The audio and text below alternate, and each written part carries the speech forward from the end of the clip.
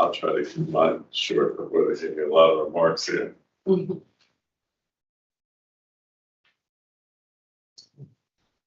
actually, this is actually the institute Okay. here. Yes, I believe so, right? Yeah. Hi, my name's Mike Beeson. I'm with Tobacco Free Kids. I wanted to thank everybody for coming here today. Obviously, the Congressman's been a champion on our issues. A big part of what I hope we talk about today is the FDA rule banning menthol and flavored cigarettes. Obviously, we have flavored cigarettes that are banned in New Jersey. So as you'll learn today, you can still find them. I have a 17-year-old, so I've seen it in my house. But it's really important, the work that Congressman Malone's done and all of you have done to keep kids safe from tobacco. So with that, thank you, Congressman. Thank you, Mike, for all that you do with the tobacco-free kids, and he's been doing this, and the campaign for tobacco-free kids has been going on for a long time. But I want to start out by thanking Rutgers and the Institute for not only sponsoring us, but for all the work that they do. The Institute for Nicotine and Tobacco Studies was just awarded $18 million, or I should say earlier this year, $18 million to help tobacco regulators by providing real-time data on the marketing of tobacco, the products, consumer behaviors. And they've set up the Center of Excellence in Rapid Surveillance in Tobacco for that purpose. I know that the Institute has a number of subdivisions, but this center is the one that I guess we're focusing on today, and we supported this grant or created by the grant. And I guess I want to stress that data is important because that's always a problem. You know, when we're in Congress and we want to do something that's progressive or that's meaningful in terms of people's lives, we always get pushback from bad guys, I guess is a nice way to put it, or maybe a bad way to put it, who say, oh, you don't know what you're talking about. You don't have the data, you don't have the truth.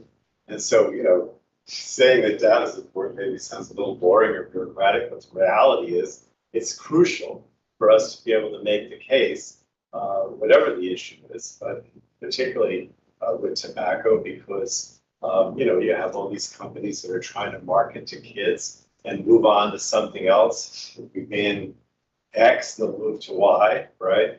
And so that's why the data and what you're doing is so important. And the other thing I do want to stress is this, as Mike said, or hinted, that when we talk about youth tobacco, it is an epidemic, and it continues to be an epidemic. And I don't think people realize, I don't think they do, unless they have kids, unless you do. But so what I wanted to do is, and the reason it's an epidemic is because big tobacco is constantly trying to target young people and get them hooked, because once they get them hooked on tobacco products or synthetic tobacco products, whatever it is, then they have them for life, right? So the reason that we're, you know, the reason I'm here, the reason why the center exists, the reason why your campaign exists, all the people that are here are still so much involved in this is because we know that even though maybe cigarettes are not the epidemic they used to be when I was a kid, they've moved on to big tobaccos, vape products and other things in order to get young people hooked. And we've got to do something about it. So I just wanted to talk briefly, because I'm probably already talked too long, but I want to talk briefly about some of the things that I've been doing over the years that either were done in Congress, proposed in Congress, or now being done by the FDA under the Biden administration. And let me say that the Biden administration is very good on trying to move forward on trying to deal with this youth tobacco crisis. And that's kind of that's really what we're discussing today. So the main piece of legislation that I wanted to mention was that at the end of the year, on the spending bill, this was at the end of last year, a year ago, I put into the spending bill, or the omnibus appropriations bill, a provision that said that the FDA could regulate all synthetic nicotine products. Now you say, why is that important? Well, because the vape companies and big tobacco were trying to say that lab-produced, tobacco products, synthetic tobacco, could not be regulated by the FDA, and that was a huge loophole. And so we made it clear that that was not going to be a loophole anymore. And then we went so after that passed, was signed into law, we went about, trying to find out from the major vaping companies what plans they had to comply with this regulation. But I want to say, I'm happy to report that the FDA has used this enhanced authority over synthetic tobacco to reject over 800,000 product applications for synthetic nicotine or non-tobacco nicotine products, 800,000. And it also warned retailers of violations in relation to selling these unauthorized products. But then, so that was the most recent congressional action. But FDA has been doing quite a bit separate and apart from that. But by way of background, again, because it can get confusing, not to all of you, but I think to the public. The FDA has the authority to basically crack down or prohibit flavored vaping products or other vape products that they think are going to be attractive to kids. Now, if it were up to me, I would ban all flavored and menthol tobacco or synthetic products altogether, right? We actually passed a bill a few years ago in the House that would do that, but we didn't get it in the Senate. So right now, they're not banned per se, right? And if I'm wrong, correct me, right? They're not banned per se, but the FDA has the authority to say, well, this stuff is too attractive to kids. And that's where the Biden administration has really done a very good job, in my opinion, in trying to say, no, you can't sell this anymore, right? So but in addition to that, we are expecting a final rule, hopefully later this month, that would, from the FDA, that would ban menthol cigarettes and flavored cigars. Now, those are obviously different, but they may issue a final rule that bans those things. But in terms of their ability to stop the flavored vaping or the vaping products, that's still linked to whether they can show that it's attractive to kids. But they've really cracked down and eliminated all those things. I guess that's all I really wanted to say, Mike. I mean, there's other stuff in this in these notes talking points here, but I think that that I basically analyzed it. I mean, obviously, we're all involved in this effort to try to stop this youth tobacco pandemic. I would like to see more action taken by Congress, but I do think the FDA is doing a pretty good job at this point. And I want to hear from more of you about it, just to see what you think. Great. Right. I know we have Ashley from New Jersey Prevention Network, and Absolutely. you have some students here with you. Yes. Okay. Hello. Good morning. Thank you so much for having us. I'm Ashley Smith from Tobacco Free for Health in New Jersey. We have our wonderful team here with us today to help represent. So we're New Jersey's largest collaborative effort to help reduce the harms of tobacco products, also including secondhand smoke from consequences, also including vaping and electronic nicotine delivery systems. We do that through prevention, education, and cessation in all 21 counties in New Jersey. And alongside me, I have the wonderful Aria Shalile. She is a former Youth Tobacco Action Group Incorruptible Us student that was in high school and has now moved on to college and has brought college level Incorruptible You at the College of New Jersey. And we have other students here that are from Rutgers University that have also brought Incorruptible You to their schools, who are very passionate about this work and ending this youth vaping epidemic. So I would like to just provide you with this snapshot of underage sales of menthol tobacco products and flavored cigars here in New Jersey. This is taken from the publicly available FDA compliance check website from January 1, 2023 to date. So there were 563 FDA inspections that failed for underage sales of any tobacco product, which included electronic nicotine delivery systems, and almost 50% of those were for the underage sale of cigars or cigarillos. So of those, 18% included the sale of flavored products. So the most popular flavors of cigars and cigarillos are wine, mango, strawberry, honey, and cream, which, as we can hear, is very appealing to youth and something that they use. So in terms of the menthol products, there were 192 underage sales of traditional cigarettes, and with that, 64% of those were specific to menthol.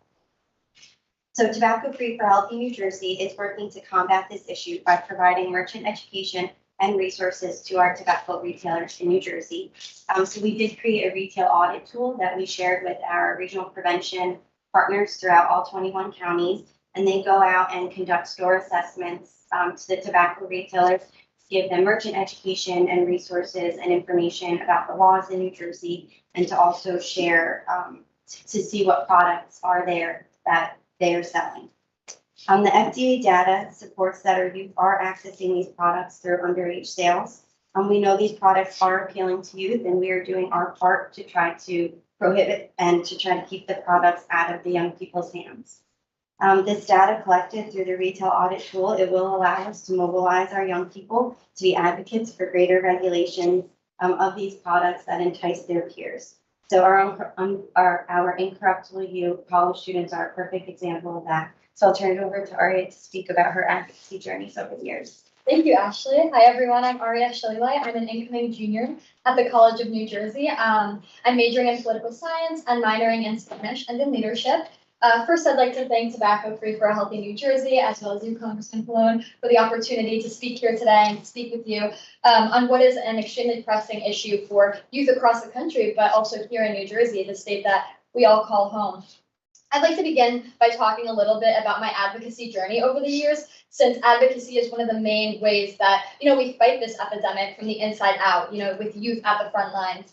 As a sophomore in high school is when I first noticed that the vaping epidemic had an impact on my close friends and my peers alike. From addiction to health issues promoted by these substances, my peers using nicotine and vaping products were suffering detrimental and long-term health consequences, some of which I did see firsthand from my peers.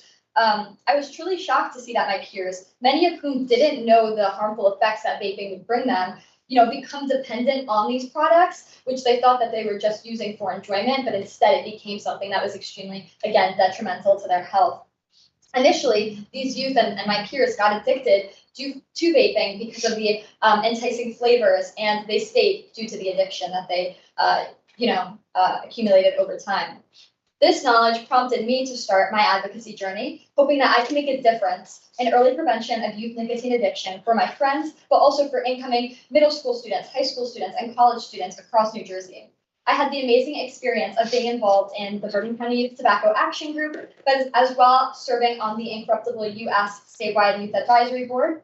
Through the organization, I participated in a variety of advocacy initiatives, from speaking with county commissioners and to participating in peer-to-peer presentations, all of which had an impact, whether legislatively or through personal connection and influence. My passion for tobacco prevention led me to pursue my Girl Scout Gold Award, which Ashley was actually my advisor for, as she graciously agreed to be. Through this, I was able to produce a documentary that actually now has over 800 views on YouTube, from across the U.S. But we also did a lot of work within Bergen County. I was able to reach over 2,000 youth, young adults, and parents through peer-to-peer presentations, which was really impactful because you're able to see firsthand who you're speaking to and who this is having an impact on. We actually did this during the COVID-19 pandemic, and we found out that COVID has an impact on the severity of, vaping has an impact on the severity of COVID and future health risks as well. So I think that's a testament to the true power of youth advocates, that you're able to go through a global pandemic together, but also advocate for other health consequences of this global pandemic. After graduation, myself, along with my peers from Rutgers University, decided that our advocacy journey was far from over. So we decided to found Incorruptible You, which is now a college organization on a preliminary organization on TCNJ's campus, as I'm the president of, and an official organization on Rutgers campus as well. Throughout my past few years of college, I noticed that the rate of youth and young adult vaping was far more than what I had seen in high school. I see it constantly on my college campus, and as a member of Greek Life as well, I just see it in these different communities that I'm a part of. And this proved to me that advocacy was needed more than ever. From tabling events to peer-to-peer presentations, as well as hopes for university-based advocacy, working with administration. Incorruptible You has been a force for good on our college campuses, and I'm looking forward to see what we're able to accomplish within the next few years. Now, I say all of this to emphasize the severity of the youth vaping epidemic, as well as the importance of involving youth in advocacy efforts. Peer-to-peer mentorship and influence allows for this connection like no other. And this is how we will end up stopping the youth vaping epidemic once and for all. I thank you all for listening to my story today, and I have one more thing to say. We are incorruptible. How are you? That was great. Now, I know I'm not supposed to interrupt because we've got a lot of people, but I have to make a little bit interactive. That's Of course you do. yes. What I didn't say in my opening remarks was I told as a politician, mostly legislation and rules and regulations, right? Because that's what we do. But I really want to emphasize the importance of education, right, or advocacy. You mentioned on a one-to-one basis, whatever, which is what I think most of you are involved in with the legislative aspect. I do think that's really crucial. And it is, I was, it's a few years ago now, this was in junior high, I think it was in Woodbridge, but I forget which school, one of the Woodbridge middle schools, which I guess junior high is an old-fashioned term, it's probably middle school. And I think they were 7th grade, maybe 8th grade, I think 7th grade, and maybe 10 years ago. I was shocked by the fact that students in this auditorium that they thought that either vaping was not tobacco or it's not using tobacco products, or they certainly didn't think it was addictive in any way. And a big part of that is the flavor, right? In other words, somehow people think that if it's vaping, it's not cigarettes, therefore it's not tobacco, or that if it's flavored, it's not going to be addictive. It's just like candy. And so and you're saying that this is even maybe worse in college than even is in middle school, because you'd think middle school kids, younger, maybe they're not as aware. But if you're saying it's true in college, it's even scarier. But that's why, we have to go after these flavored menthol products and vapes, because people don't think that it's addictive or even that it's tobacco or at all. So that's why the education is so important, beyond, what I mentioned in terms of the legislation. Yeah. So go ahead. Thank you. We have Christine Kevin here from the Institute. If you guys want to. Hi, really happy to have you here today, Congressman. And I'm the director of the Institute for Nicotine and Tobacco Studies. We've been at Rutgers for over 20 years, albeit under different names as we've grown. And our goal is to reduce and eliminate ultimately tobacco-related morbidity and mortality, both in New Jersey, the US, and globally. We do this by research that informs interventions, regulations, and policies. We deliver evidence-based tobacco treatment to adult smokers. We disseminate our research finding to key stakeholders, such as this kind of event today, and training of tobacco treatment providers, as well as training the next generation of tobacco control scientists.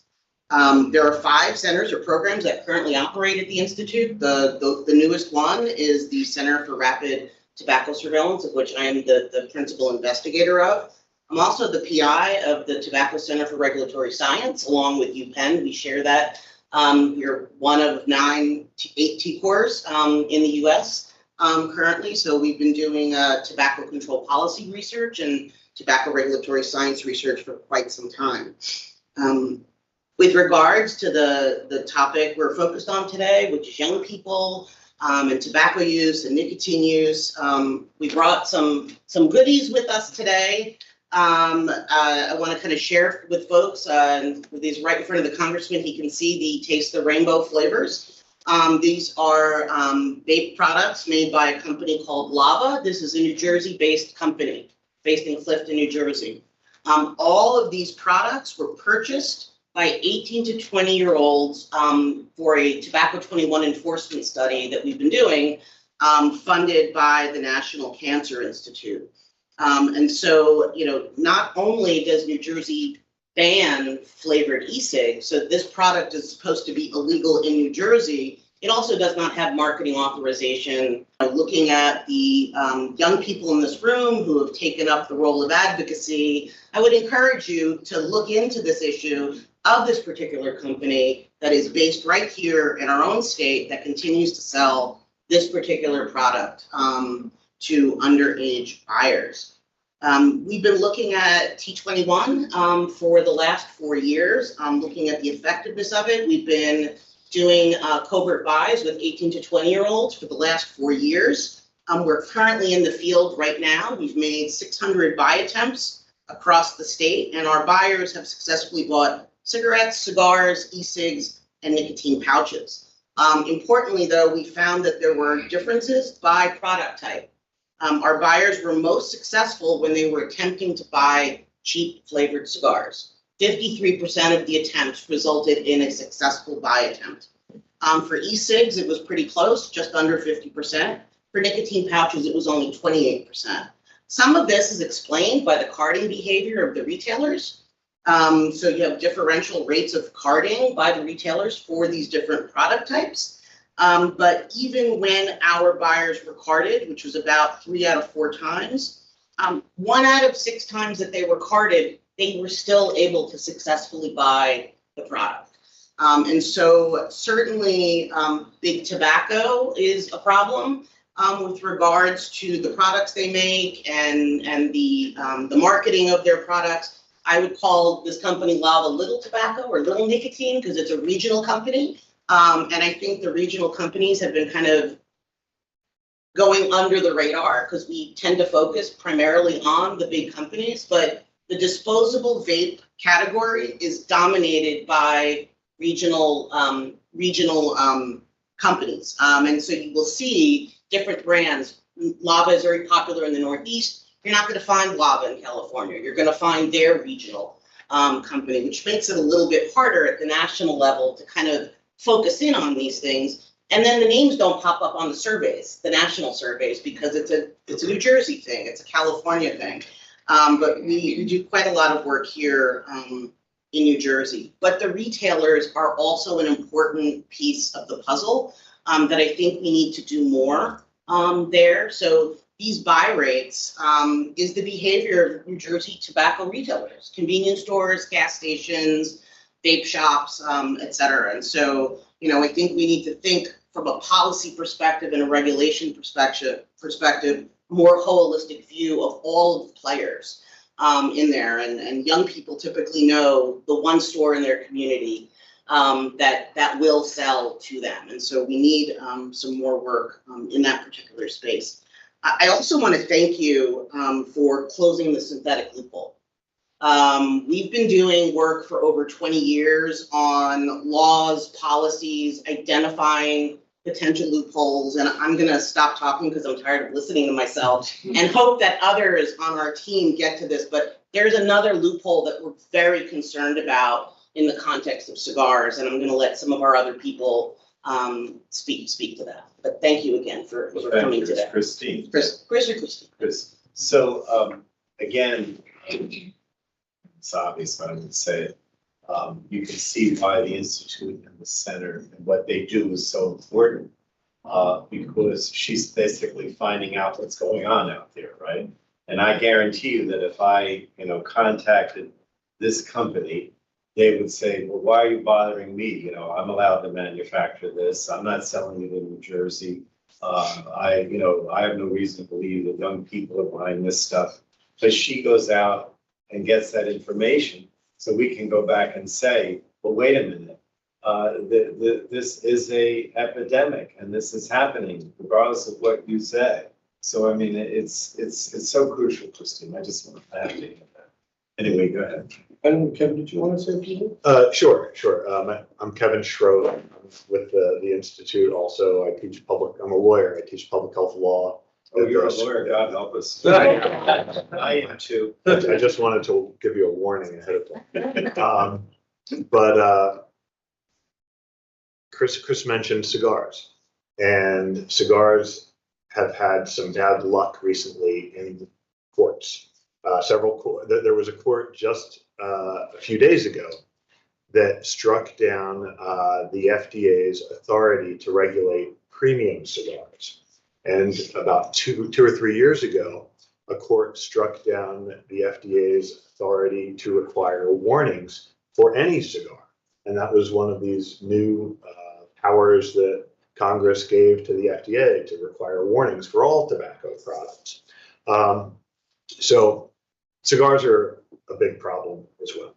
And most people think of premium cigars when they think of cigars, but that's actually a really small part of the market. The much larger part of the cigar market is cheap cigars. Anytime you go into a convenience store or 7-Eleven, you see a wall behind the counter, and it used to be all cigarettes, but now half of it's cigars, and an enormous portion of them are colored and flavored. And if you look at the data, they're actually more popular among young people than cigarettes. And they're just as deadly. They contain the same carcinogens, and with flavors, they've become more and more popular. And you know, there's a little bit of a whack-a-mole problem there, where in 2009, flavored cigarettes were banned, and nothing was done on menthol cigarettes, and nothing was done on flavored cigars. And flavored cigars became a larger and larger part of the market, and youth cigar use went up. So now the FDA is looking at this, and that's great. But we're hoping that local jurisdictions can do more as well. But one of the problems, especially when you look at these court decisions, is that the research needs to be done. And if you look at the history of all the great tobacco control research that has been done, a lot of it focused early on cigarettes. And there's not as much data that has been accumulated over the years on cigars. And the cigar market is complicated and evolving because there's a wide variety of different products and flavors.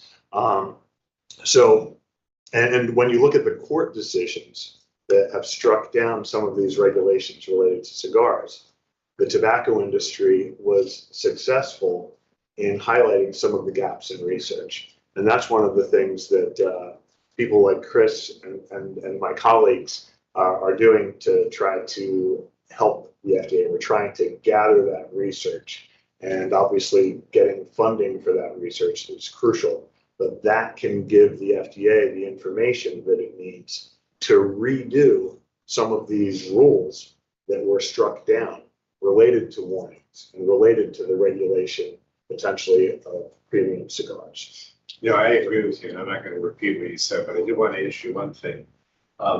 One of the arguments with cigars is that people don't inhale, right? That they, I mean, what kind of, how bogus is that in terms of the impact on the person? Well, there's plenty of research that shows that cigars cause multiple different kinds of cancer, not just lung cancer. And premium cigars have been connected to oral cancers, tongue cancers, cancers in the larynx and the esophagus. And we have doctors in the room who can provide more authoritative information on that. But there are risks from premium cigars. But there's not as much data, and this is one of the things that needs to be studied. There's not as much data on premium cigars specifically, partly because some people who use premium cigars aren't daily smokers. They are celebratory smokers, weekend smokers, or special occasion smokers. So there's a little bit of a difference in the patterns of use, and that could be studied more. But again, the issue is the flavor to a large extent. That's what's attracting the kids. The flavors are what's driving the cigar market on a mass level. And so if FDA did publish this rule later this month that outlawed flavored cigars, that would be extremely helpful. Absolutely. It will, but the issue is going to be premium, and whether or not with the recent court decision that vacated FDA authority is the definition of premium. Yeah. The weight cut point is too low. It's about the same size as a cigarillo. And a report that the National Academy of Science issued about 1.5 years ago showed that the premium cigars that they studied were about 5 to 6 times that weight. So you've got a weight definition that is too low. And so if it allows some commercial cigars to claim, oh no, we're hand rolled, oh no, we're made with long leaf filler, we have a whole leaf wrapper, we're a premium cigar.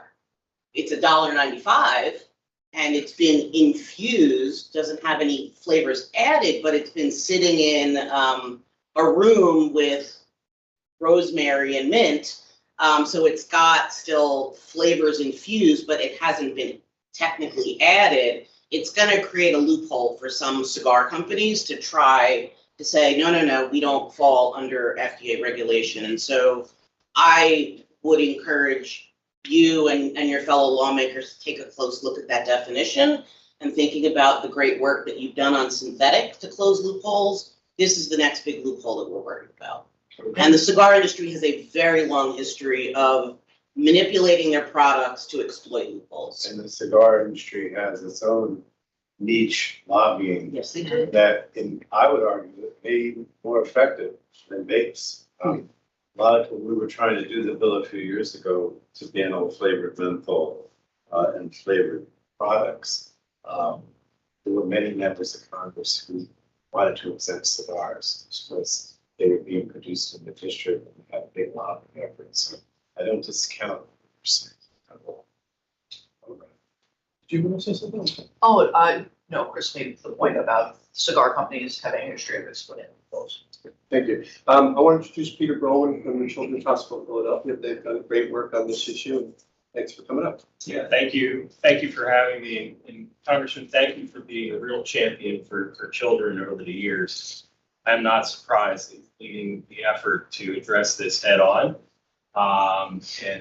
It's something that we're very grateful for. Mike, I want to thank you and the campaign for your work on these efforts. So Children's Hospital of Philadelphia has 15 locations here in New Jersey. Actually, we have one right here in New Brunswick at St. Peter's.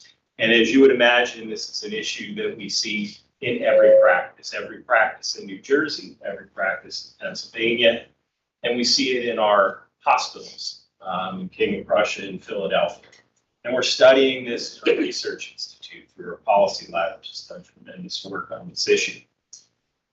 And the one point I want to convey and reinforce is that if you walk through any of our hospitals at any given time, there are so many children who are sick with diseases that they are born with that are not preventable.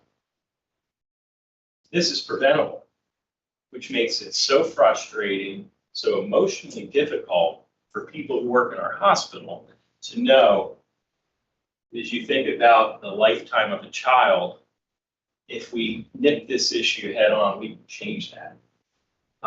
Certainly the pandemic has really brought the word of crisis to the forefront, right? So as we talk about the mental health crisis impacting children on a scale from 1 to 10, it's a 12. We see it every day at our hospital. We also see links to this issue and that issue. These are the things that we're studying. So I'll just close with the fact that, and I love the talk about advocacy because it's really critically important. We find that our patient families and patients value this. It's an opportunity for them to speak out about things that can really change the future for children.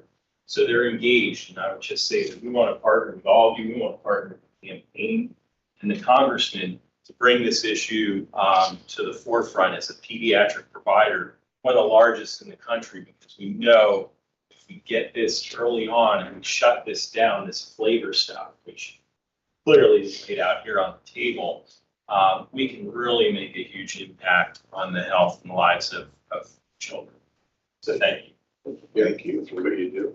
I didn't know, any of the folks have some comments or questions that are here, especially some of the young people? I have some old friends behind us, Rutgers students. You guys have anything you want to add? Congressman, my name is Yeshi. I'm a third-year student at Rutgers, and I started Incorruptible You with Nora, which is the only student organization on Rutgers New Brunswick campus focusing on vaping and e-cigarettes. And we really want to stress that big tobacco is an issue for everyone. So it's an environmental issue, right? There's no safe way to dispose e-cigarettes. It's a mental health issue, and it's also a physical health issue, obviously, but also social justice and the way that marketing tactics have disproportionately marketed towards certain populations over others. And e-cigarettes are an issue that we see on campus all the time, right? So we really want to stress that everyone can find their space in this advocacy. So thank you so much for considering it a big issue. I've been involved in this advocacy with Nora, who's my co-president, for about 4.5 years now. And transitioning from high school advocacy to college advocacy has been so different, right? There's always been a stigma for standing up for these causes in high school. My friend group didn't smoke or vape, but in college, there are people that I care about that do smoke or vape. So I've been focusing on developing empathy and understanding why individuals choose to pick up these products in the first place, and focusing a lot on education. So, hi, thank you again so much for meeting with us, Congressman. This is an amazing opportunity for us. I saw you at the Rutgers strike when you spoke. Thank you for that as well. You've been a pillar for the Rutgers community. And similar to Yeshi and I actually went to the same high school, South Brunswick High School. And, we've been working on this since sophomore year. And right now we are both going to be rising third years. I'm going into my third year at the Rutgers School of Pharmacy. I have my wet coat ceremony in 2 weeks. And it's something I'm very excited about. And I really want to go into psychiatric pharmacy, into the research field specifically because of how my addiction work has impacted my worldview. And, whether it's opioid addiction, the opioid epidemic, or whether it's vaping and e-cigarettes being marketed as a cessation tool, is something that I've come to realize, like our brain chemistry, there's so much stuff going on in there, and especially at a young age to start pumping chemicals into it, especially in a way that's considered so casual by so many of their peers, it's kind of heartbreaking to watch. So, and the thing is, college students, we're not dumb. We, some people know what they're doing, other people don't, however. And what we're trying to do is ensure that everyone has an opportunity to make the right decision by providing them with the information. And sometimes that means doing indirect treatment, supporting mental health, and just finding ways to help people de-stress. We call it philosophy natural highs. Just doing stuff that makes them feel positive that doesn't involve any cigarettes. Well, thank you. Again, stressing the importance of education. But I also wanted to bring up another topic which you raised in the beginning of what you just said, and that is how big tobacco or small tobacco, really small, but okay, has also targeted ethnic and racial groups, right? I mean, when we were trying to pass my bill a few years ago to outlaw menthol, there was an effort on the part of big tobacco to say that this was racist. In other words, that menthol was associated with African Americans. I mean, you can laugh at that and say, what you're talking about, you created that phenomenon with your ads and your advertising, and this is cool and all that kind of thing. But fortunately, we had the NAACP at the time that had a whole campaign against menthol and wanted menthol. But it was tough because there were some African American members of Congress that were influenced by big tobacco, that this was somehow racially motivated. The woman who led the effort, was the head of the congressional, who led the effort to ban it, and have the NAACP involved, was Karen Bass, who's now the mayor of LA, Los Angeles. And she was adamant about, how can you say that, if a minority, in this case African Americans, were targeted, and now you're going to come back and say that because you created this phenomena that it's racially motivated to ban it. Just the opposite. We have to be the ones that are out front saying it should be banned because we are the victims. And I would add to that, Congressman, that they continue to spend tons and tons of money to try to stop the FDA rule to ban menthol. And your colleagues in Congressional Black Caucus in New Jersey have all signed on and are big supporters of that. Yeah. I mean, ultimately, the Congressional Black Caucus was supportive of the ban. But Karen played a big role in that. She was the chair of the Congressional Black Caucus at the time. I haven't talked to her since she's been mayor. Interesting to see what she's doing out there on this issue. One thing that I was just gonna add, I'm glad you brought up the targeted marketing because we know there's a big history of targeted marketing for flavored cigars and menthol cigarettes to Black and African American communities and other groups. And to your point, there have been efforts since FDA announced their intention to ban menthol flavored cigars. There's been a lot of misinformation efforts related to, sort of saying that, for example, the menthol bans would increase criminalization among African Americans and that sort of thing, and trying to partner or successfully partnering with leaders in the Black and African American community. And we just started a project. We have a new grant from the National Institute for Minority Health Disparities that two investigators who are not here right now are leading, but we're going to develop basically messaging to try to counter the misinformation that's coming from the tobacco industry about this. And Kevin can talk more about, sort of how misleading some of their messaging is, but I think it's an important part of the conversation about marketing to talk about this misinformation that they're perpetuating about the policies as well. I agree with. Well, I don't know if anybody else has any questions or comments. We said we were gonna be about an hour, and of course I was late. If anybody else has any questions, we'll look. If I can just say real quick, so Mike Steinberg, I'm the medical director of the institute here and also chief of internal medicine at Robert Wood Johnson. And I would just say, I think the focus on young people and on electronic products is very important. We run a tobacco treatment program here out of the institute.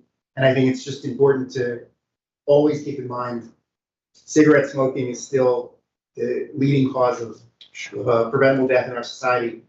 In addition to running the program here, helping people quit smoking and using any tobacco products, we coordinate at the Institute the Department of Health's Quit Center network here. And I think that as a physician, having done this work for decades, the most rewarding and probably impactful thing I've done clinically is sitting at a tobacco treatment group with addicted adult cigarette smokers who know how harmful it is to continue, and they've tried on their own and they just can't quit. And they feel stupid and they feel worthless. And to be able to help addicted tobacco users successfully stop and reduce their harm going forward is not only extremely rewarding, but very impactful for all of the people here in New Jersey and across the country. So I just don't want tobacco treatment in general, both for adults and young people, to miss out. So No, I don't want to, suggest in any way that what you're doing is just as important too. It's just that we, as you know, we just know that tobacco, big tobacco, small tobacco targets young people because they figure once they get them addicted, they have them for life. So that's why we prioritize that. All right. Well, thank you very much. Well, no, I just want to thank you. I mean, I thought this was very helpful, and obviously, I'm going to continue to try to pass legislation ultimately that would ban menthol and flavored tobacco or synthetic products. But I do want to say that not only that what you're doing is so important because of the education aspect, but also the data, Christine, as Kevin mentioned. This is so important, and I see it, right? Because they just constantly say, we all have the data to say this or that and the other. And that's the way that they get around trying to move some of this legislation. But the education is crucial.